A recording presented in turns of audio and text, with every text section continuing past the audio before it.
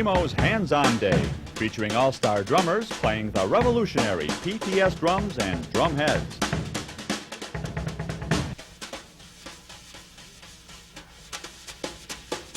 And because we don't want to make the world's greatest drum, we're interested in making the world's most affordable line of good drums. I'm thrilled and fascinated about the way your organization seems to approach the marketplace. It looks as though the whole concept is one of striving for new technology to raise the state of the art. Well, basically, we committed ourselves a long time ago to the field of percussion, drums, and so on and so forth. And I think within the organization, as long as you've known us, I think you know that we're principally drummers anyway. And I think that being orientated that way and not being too concerned with the actual business comes first, it just seems to be with us that drums come first and business seems to take care of itself.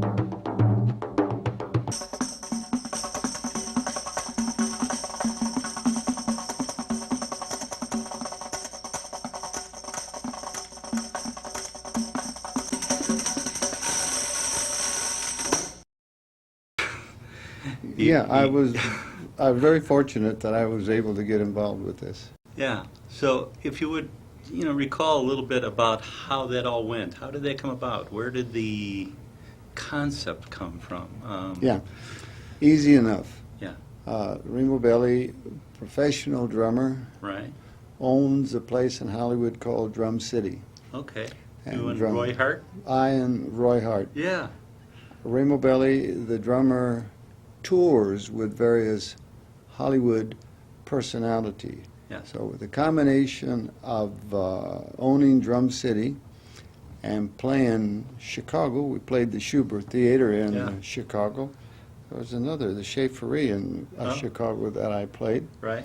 On those occasions, and I'm from South Bend, Indiana, Mishawaka. Oh. So high school, I was on the South Bend South Shore, and I was on Randolph Street more often than you can imagine, and on Wabash at Frank Galt's drum shop. Oh, wow. So historically, I'm all part of that. So as I'm in Chicago, I'm visiting with Bud Slingerland and Bill Ludwig, and on my visits with Bill Ludwig and Bud Slingerland, they are showing me a piece of what they're calling mylar that has now been introduced to them by the DuPont company.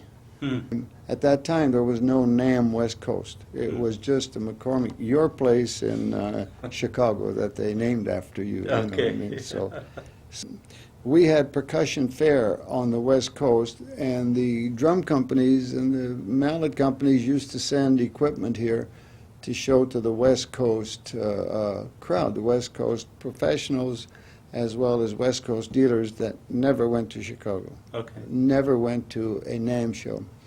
So in preparing Drum City, I wanted to build something. I consequently stapled a piece of mylar that I went to buy because I wanted to make a transparent drum head as part of the display that we had.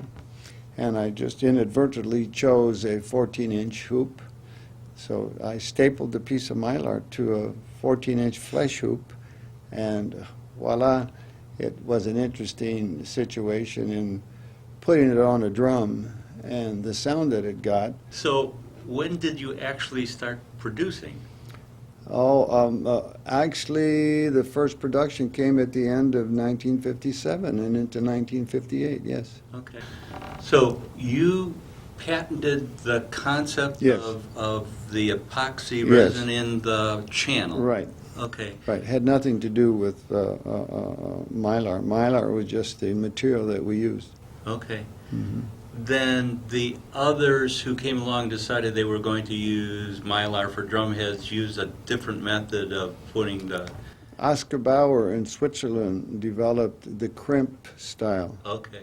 That became well known. So Bauer in Zurich developed the crimp method, which was then taken on by Ludwig, and Ludwig borrowed the crimp method.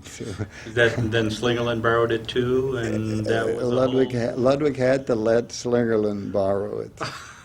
Yes. Pretty amazing stuff. Yes, I'm talking about I like to talk about serendipity and time and circumstance, and who in the hell knew that that DuPont was going to create mylar Right. in 1953, and we were going to mess around with it in 1957, because if DuPont had not developed mylar, forget it, Larry, we wouldn't be sitting here today. And had I not had the experience as a player, Yeah. had I not had that and could identify with it, and I'm fortunate enough that I had that training and that I was able to surround myself with people like Lloyd McCausland and Herbie May and all the Chalo and all the rest of the guys who know what they're talking about. And now what has developed is this entire big use of the drum publicly, academically, and medically as a tool. They've done very extensive research into assisted living, retirement communities. Yeah. And it's wild there, but Golly. we drummers are something else, let me tell you. Ami and I, Ami's a physician, my wife. Right. And on top of all of that, my son Angelo is graduating from USC Medical.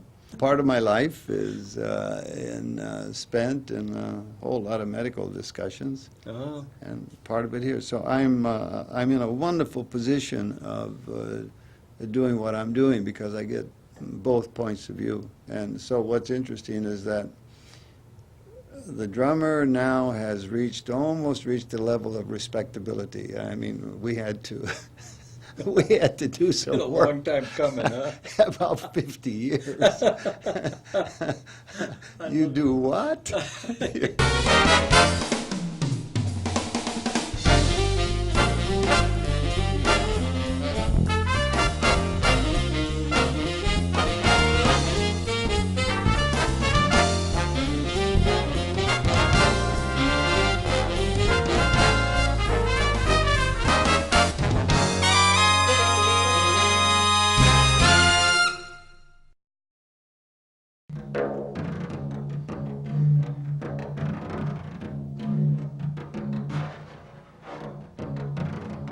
It happened right here in Chicago. Yeah. At the Midwest Convention, they had a meeting, Remo, and Yeah. 40 years ago, and Yeah. they decided they needed an organization, and